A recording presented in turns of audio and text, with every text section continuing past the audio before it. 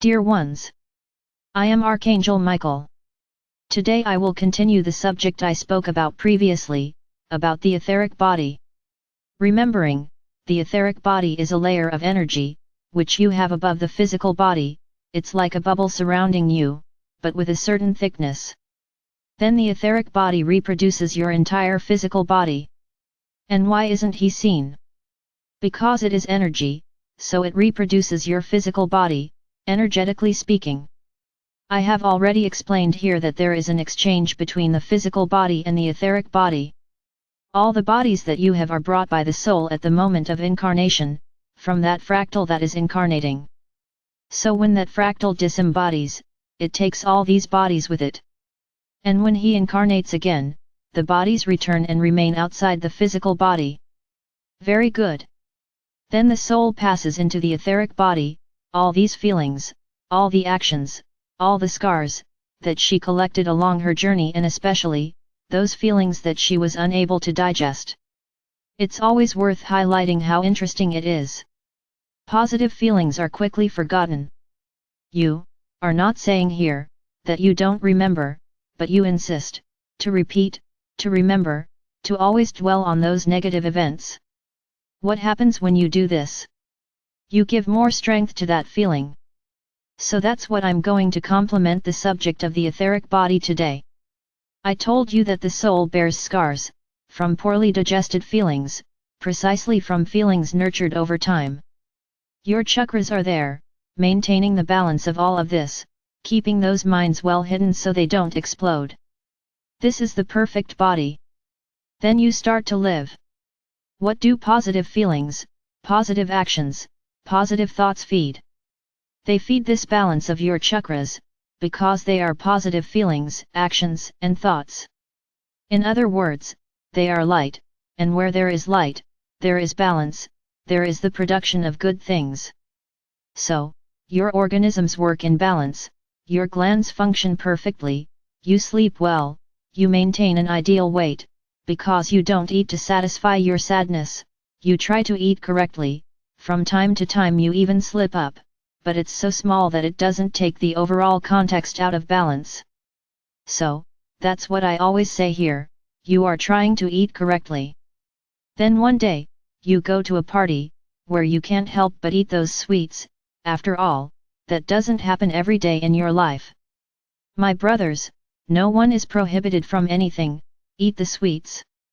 But what do you have to do? It's not about carrying more sweets home, ate at the party, it's over. And then the next day, eat fresh food, local food, without meat, so that your body rebalances, from that load of sweets you ate. Did you understand? This is how you can get out of line every now and then and get back into it. It's not just cutting everything out and never again.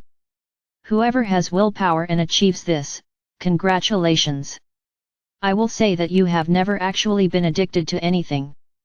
But anyone who has an addiction to sweets, like the example I mentioned, always relapses.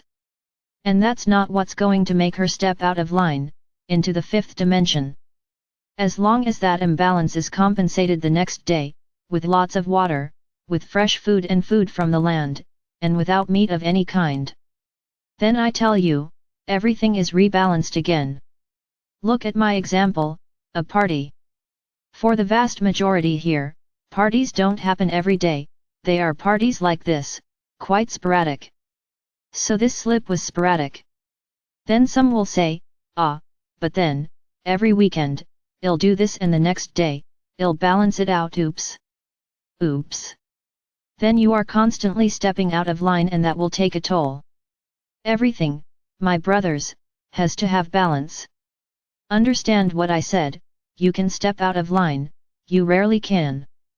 But it's not always the case, because if this becomes a constant, then the balance goes out of whack. Returning to feelings. So you have good feelings, you are balancing your bodies, their bodies shine, because those positive feelings emanate light.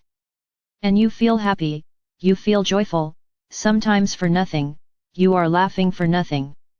There are days when you wake up with indescribable joy. Why am I like this? Nothing special happened to me, but I'm happy, I'm happy. What is that? It's your body telling you, thank you. It is your etheric body telling you, thank you. Your other bodies saying, thank you. You put us on an even keel. Then you feel this joy out of nowhere, this joy that comes from within and that you don't know why you are like this. So now you know, it's your whole body, your aura, your body's all saying, thank you. We are in balance. So my brothers, this is a state you should try to maintain daily. Because there is nothing there is no illness, there is no news, there is nothing that will throw you off balance. You will remain balanced, laughing for nothing, as you usually say. So realize the good you do for yourself when you stay balanced. Balanced in actions, thoughts, words, and food. Never forget that food is what gives your body energy. And this energy can be good or bad. And it will interfere with this quantum, which is added to give a positive or negative value. Very good. Unfortunately, you can't keep it up for long. You are happy one day and the next few days, that joy is gone. Because something has unbalanced you, in one of these sources, feelings, thoughts, actions, and food. One of these caused such an imbalance that you can no longer laugh for nothing. You are thoughtful, overwhelmed, even sad. So it's worth stopping and analyzing, why am I like this? What caused this feeling of sadness in me? Sometimes, my brothers, a single word said by someone is enough for you to think you are rubbish, for you to think you are a nobody. This expression is yours. I'm sorry to those who have that name. There is a point where you have to pay a lot of attention. Those around you who don't resonate with any of this try to unbalance you at all times. I'll tell you why. You don't realize it, but you emanate light. You exude an enviable way of living, you don't comment on news, you don't gossip, you don't talk about other people's lives, you don't judge anyone, you don't criticize anyone. So do you think this goes unnoticed? Do you think those around you don't realize this? That you are immune to the environment? And then what do they do?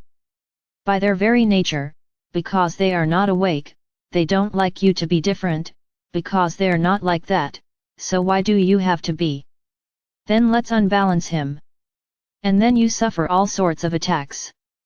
Many times you become unbalanced, because the attack is so deep, the attack is so violent, that you are not yet immune to that type of attack. And then you become unbalanced, they are sad, often tearful. Because you think, I don't deserve this. I am maintaining myself, trying to remain balanced, doing my role, and I am only attacked. My brothers, when you think like this and think of yourself as poor things, think about what Sananda, Jesus, Christ went through on earth. After the enlightenment he was already an evolved soul, he was already an evolved human being. And what did he go through? So why do you think you have to be shielded? Why do you think you don't have to suffer anything? That because you are on the walk, you have to be protected against any type of attack? Was it like that with Jesus?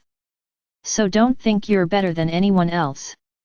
Then I ask, did he, Sananda, in the figure of Jesus, give up? No, he never gave up.